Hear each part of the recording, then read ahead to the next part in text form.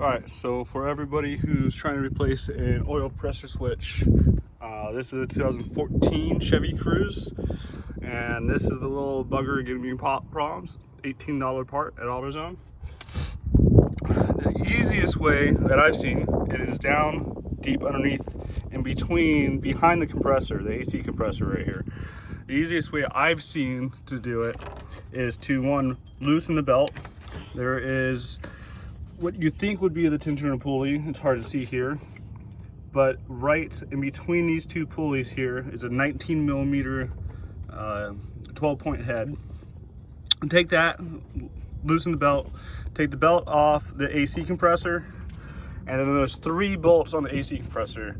One up here, one almost directly below it, and one over here.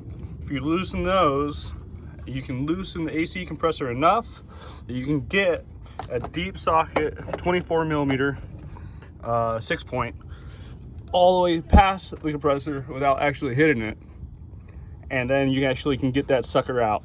There is an electrical connection that goes on it. I removed all the electrical connections off the compressor and that just to get them out of my way.